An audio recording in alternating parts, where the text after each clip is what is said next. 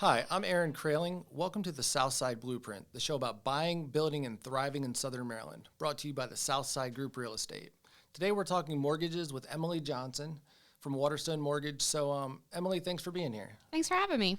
So to start off, I guess, tell us a little bit about yourself, why you decided to get into mortgages, and why you chose Waterstone. Yeah, that's a loaded question. To be honest, it was in the middle of COVID. I was working from home, and I hated it.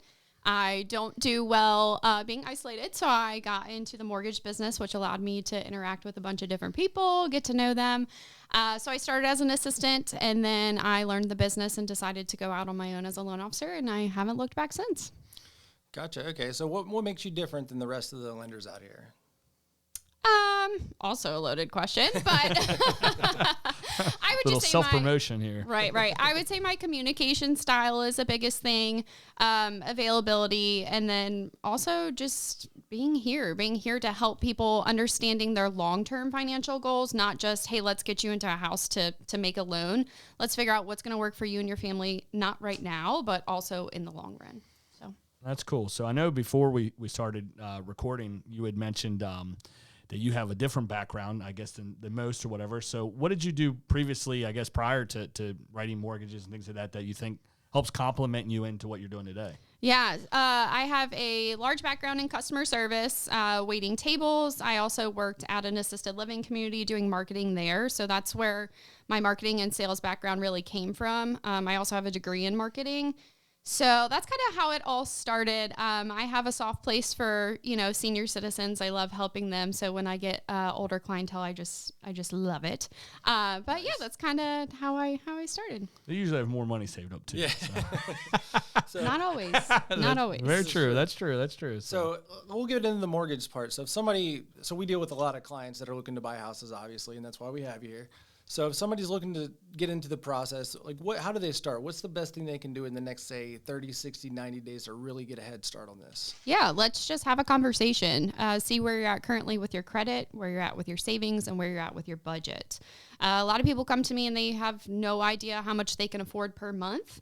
They have no idea what their credit score is, and they're just lost. So, don't wait until you find a house that you see pop up on Zillow or whatever that you love.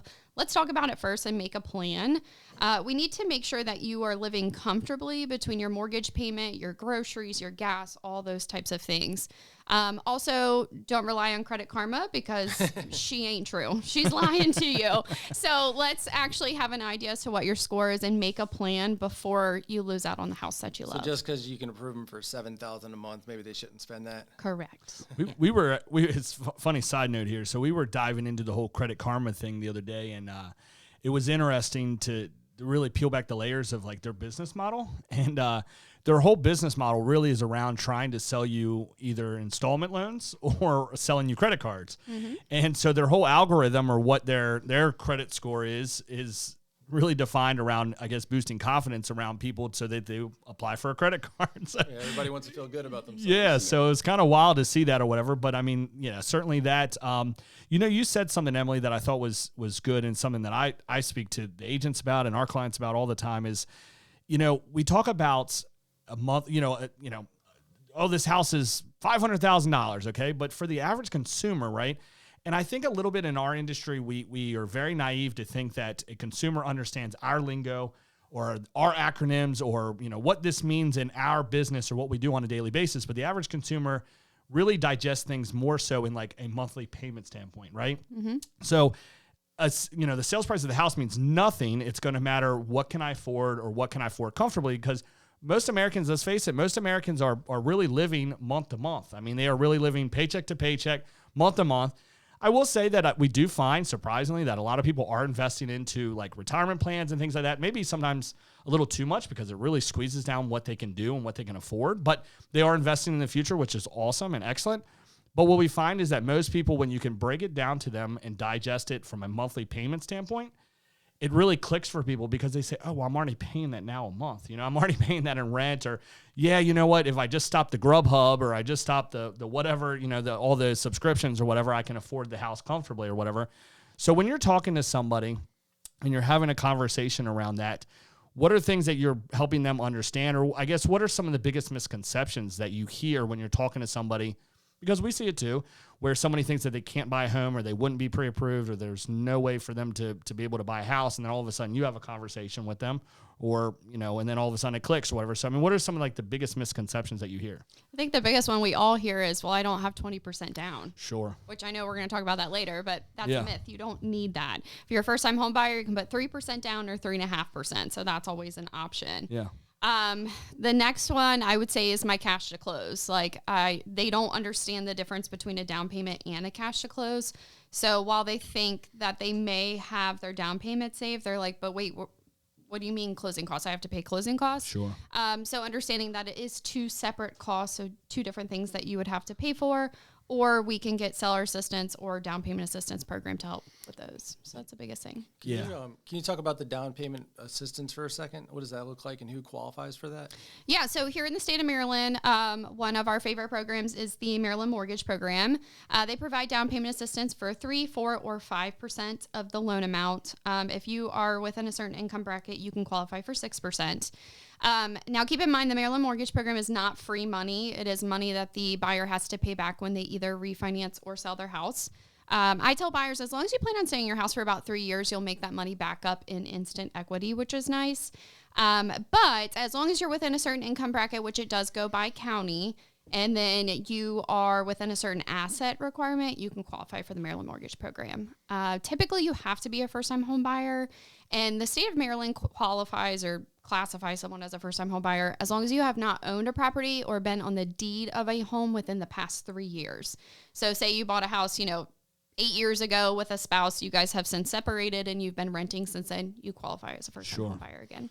Yeah, no, that's something. So we, there's so much different marketing, or I'm going to call it gimmicks out there about all these different programs, things like that. But when you really peel it back, there's there's lots of different options, but sometimes the requirements seem to be so stringent. But I think it's so important to have the conversation early in the process, because then you will really understand, or all of the options will be available to you. Yeah.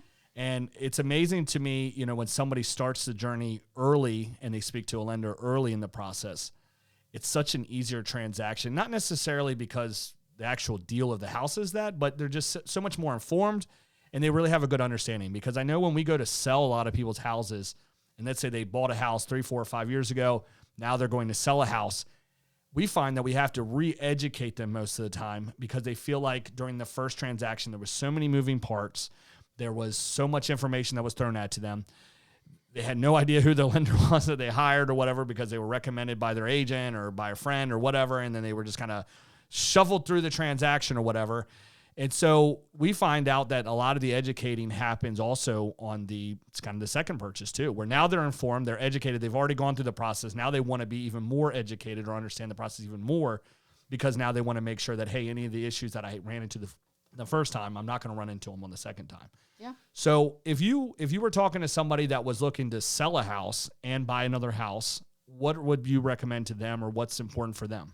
Yeah, I actually have somebody right now I'm working with. They're looking to sell a house in Anne Arundel County and purchase a house in Northern Calvert.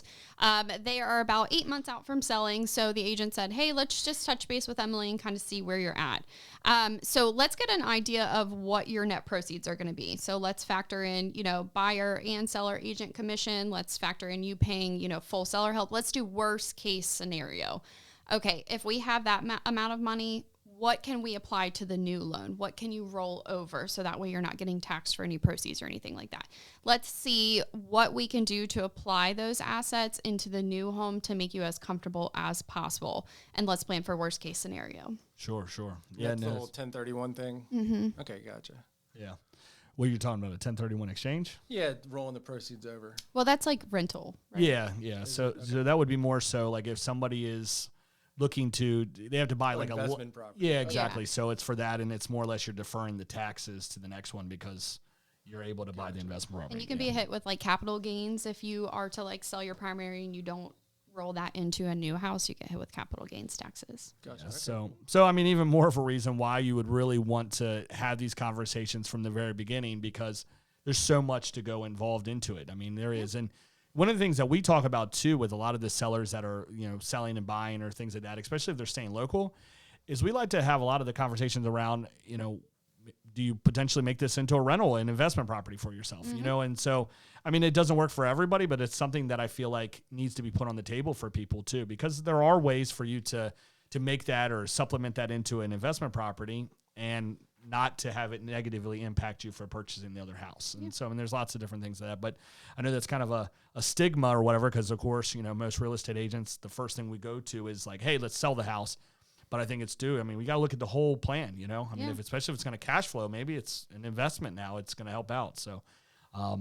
So, you know, I know, you know, Aaron's kind of in a, you know, he's in the early stages of his real estate career, having a lot of success or whatever here with the team. What would you recommend to, you know, if you were talking to a brand new real estate agent from a lending perspective or whatever, what are some of the things that you feel like a new real estate agent needs to learn? I mean, I know we talk about a lot of like what the consumer needs to know, but what would a real estate agent need to know when maybe selecting a lender partner? Yeah, I mean, when picking somebody, for me, it would all be about trust. Like, not everyone is going to know every single answer that you ask. So find somebody that says, hey, I don't know the answer, but I'm going to find out and I'll get back to you. You don't want to work with a yes man that just says yes to everything and then find out down the road that it doesn't work out. So finding someone you can trust, great communication, who's going to update you throughout the process of what's going on with your clients, as well as someone that can appeal to a couple different personalities. You know, in this industry, we get so many new clients, so many different people. So we really want to make sure that we can personality match, essentially. What was the second part of your question, Billy? So I guess, you know, so no, that's all really good information. So I guess also too, like, what should a newer real estate agent, because it always blows my mind when I'm talking to a real estate agent, you know, on the other side of a transaction, and there's certain things that they just don't know about the transaction. And you know, no fault of their own or whatever. I totally understand, you know, we all have to kind of, like they say, stay in our lanes, right? Mm-hmm. But I feel like it's so important for a real estate agent, really, that is, in my opinion, kind of like the center of a real estate deal, to have good partners, but also at least understand a little bit about what's going on, right? So like, you know, like you said, trust earlier. So when something doesn't sound right or something doesn't feel right or something like that, they know at least enough about it. So what would you recommend to a newer real estate agent, like things that they need to know or things that they should know, or maybe ways to learn more about the lending industry so that they can become a better and more successful real estate agent? Well, first off, you can come talk to me and I'll teach you Mortgage 101. So that would be the biggest thing. But anything that involves your client, so like seller concessions amounts, required inspections, anything that's going to cost them money, a new real estate agent needs to know. That way they're looking out for the best interests of their client. That's our job, right? Fiduciary, to make sure everyone is treated correctly and is not getting screwed over, essentially.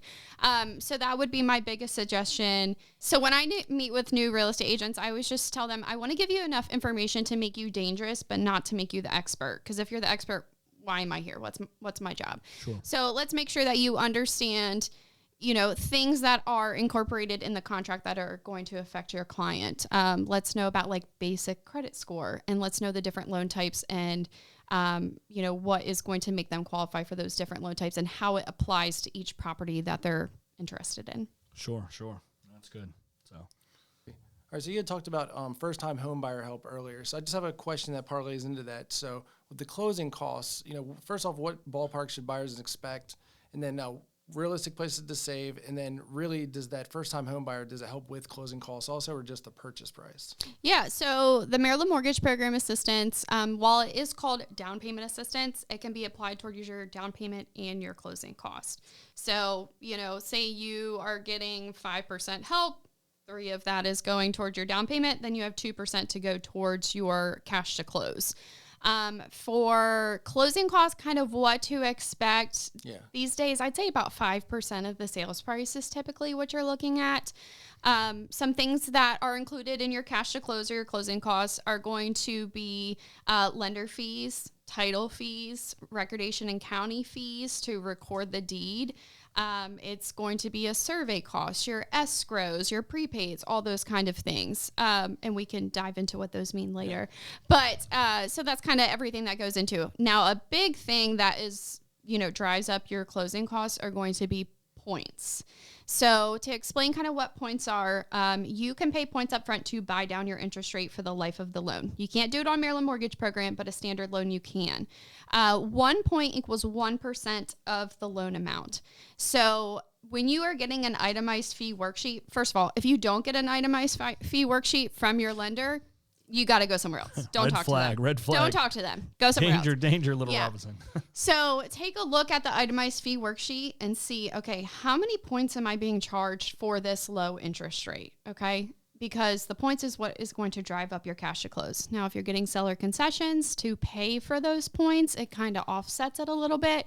But still, we want to make sure that you're not being charged a ridiculous amount of points to drive up your cash to close. But that's going to be the biggest savings, is taking a look and seeing, what makes sense, how many points should I be paying upfront, et cetera. Gotcha. You mentioned seller concessions. I know what we're seeing with our buyers. What are you seeing across the board as far as how that's looking? Are it's happening a lot or not as much, or what's going on right now? Yeah, for me, any homes that have been on the market 15 days or more, we're usually getting seller concessions, or we're getting some kind of price reduction. Houses that have been on the market less than 15 days, we usually have to go in higher sales price in order to offset that seller concessions. But all of my deals are getting some kind of assistance, and, houses are sitting a little bit longer, which is normal for fall and winter. So not out of the ordinary for me. Yeah. And I think too, it's, if you're going to look, if you're actively looking, you see the house that you like, throw in an offer. At the end of the day, we have one going under contract, hopefully today or whatever, that literally it's been on the market for a week and they're taking $20,000 below their asking price. Holy so you cow. just, So you see them where so you just don't know. That's I think the biggest thing is, I think if we can say anything to a buyer right now or somebody that's looking to move or whatever, don't sit on the sidelines. That's the biggest thing. If you're not at least throwing out offers, and let's say you go to your real estate professional and you say, hey, I'm only going to move if it's a good deal. Deals are out there. Deals are certainly out there. And I feel like you got to be out there at least submitting offers and at least doing that, because you just never know. You never know what the motives are with the seller or what they need, and you just never know. And so, it's just, that's the thing that I feel like there's so much missed opportunity right now in the current market conditions, because people are just not out there playing. They're just not out there doing something. And I don't know. I think we talked about it in another episode, but it was, if you're trying to time the market, you're already failing, because there's just really no way to time the market. We just don't know. There's too many things out of our control that nobody can predict it. You know what I mean? Yeah, I just had it happen where a guy was like, that's outside my price range. And I said, well, let's at least put in an offer. He said, no. It ended up closing under what he was approved for. Sure. So you definitely get out there and put in offers. Yeah, for sure. Yeah. So. And to go back to your question from earlier, you just made me think about this. Something to tell a new real estate agent is, when you are working with your buyers and you're submitting an offer, ask the listing agent, what is your seller looking for in an offer? What can I do to meet their satisfaction? And then you can craft your offer from there if your buyers are okay with it. But I actually just won a deal that closed last month, because it wasn't about the money for them. It was about how quick could we close. We closed it within 2 weeks. They had already moved on to their next house. They didn't care. They just wanted to be done. So, hey, what is your seller looking for in an offer? No, absolutely. It goes back to, I think, what you said earlier too. And I think one of the huge issues, I think, with not just the real estate industry, but I think business in general, is that we are failing to communicate. I feel like since COVID, we've become like these really awkward, non-social beings, and it really needs to get to a point where, as we're living in a generation that's AI generated and procedure generated, you got to communicate. You got to pick up the phone and have a conversation, because ultimately that's why people are hiring us, whether it's a lender or a real estate professional, whatever. You got to communicate to try to facilitate a deal. At the end of the day, it's not about winning or losing. It's about finding a happy medium where all clients feel like they walked away and they got what they wanted. Mm-hmm. And that's ultimately what everybody's goal really should be. It's about the consumer. So, yeah, definitely. So I guess moving along with that, so I've got some showings this weekend. So as a lender, what would be your, say, 1 minute pep talk to an agent or a buyer going to look at homes? So we're going out this weekend, and what would you say to that buyer? Good luck. Yeah. I'm like, I got to think about this for a second. Have an open mind, right? Have an open mind, take notes, because I remember when my husband and I were looking at houses, it was so overwhelming. If you're looking at, 4 houses in one day, it's hard to keep everything separate. So for me, it would be take notes, and not only can you see yourself here in the next year, but what does the next 5 years look for you? Are you going to be is this house going to meet your needs down the road? Buying a house is such a huge investment, so let's make sure it makes sense for you for the long term. But also, good luck. Definitely. get in the game and play. You know, that's the biggest thing. So, Yeah. So I guess that wraps up my questions. You got anything, Billy? being a newer or younger in your career, you know, lending professional, if you were going and you were competing, and let's say a buyer was interviewing you and they were interviewing somebody else that maybe has been in the industry for 20, 30 years, what would be your value proposition, or what would you do to sell yourself or whatever about having them work with you? Yeah, for me, it's all about honesty and transparency. That's the biggest difference between me and an online lender or someone who is just in it to close loans. I'm going to be honest. I'm going to tell you what I think. I'm going to tell you what makes sense financially. And for me, it's not about the interest rate. It's about the monthly payment. What are you comfortable with? Like I said earlier, let's look at your total budget. Let's not just look at this house. What makes sense for you and your family? And also communication. All of my clients have my cell phone number. You can call, you can text, you can send a pigeon. I don't care. I will be here to communicate and help you throughout the process. There's no dumb questions. I've worked with some people before that have transferred over from, let's say, like Veterans United or Navy Federal, where they're going to the real estate agent to ask all of the questions. And it's like, no, I'm over here. You can call me and ask me the questions. And the reason they're reaching out to the real estate agent is because the lender that they worked with before wasn't there to answer any questions or be available for them. So communication, honesty, and transparency. Gotcha. What's the wildest question you've gotten from a client? Oh, I don't even know. I try to block them out, to be honest. If it's that wild, I don't know. Fair enough. Yeah. Fair enough. Typical lender. No, actually, yesterday I was now talking, the truth comes out. I was talking to a client about USDA loans, and I mentioned that USDA loans, I think I told you this yesterday, have strict debt to income ratio requirements. He thought I said race. And he said, well, I am American Indian down the line in my family, so I should be able to qualify for that loan. I said, no. Race has nothing to do with it. But that was funny. No, yeah, it's always amazing too. So we actually got our first ChatGPT lead the other day, and it's interesting how many people now are going to AI or going to a platform asking lending questions, real estate questions. So I can only imagine the things that we're going to have to clean up for people. Yeah, what exciting times we're in, right? So, well, cool. Well, Emily, I definitely appreciate, you joining us today and us learning a little bit more about you and your background and what separates you away. And so if you have any, what's the best way for somebody to get a hold of you if they have questions about lending or buying maybe their first house? Yeah, my cell phone, obviously, it's always with me. You can also find me on Instagram and Facebook. So, Emily Johnson Mortgage. There you go. Thanks, guys. So if you're planning to buy in Southern Maryland, grab our mortgage readiness checklist, which is in the show notes. Or you can also book a 15-minute clarity call with Emily Johnson from Waterstone Mortgage, or myself, or anybody else here at the Southside Group Real Estate. So this is the Southside Blueprint. Once again, big thanks to Emily Johnson for joining us. So subscribe and share this with someone house hunting, and we'll see you on the next show. Sounds good. See you guys.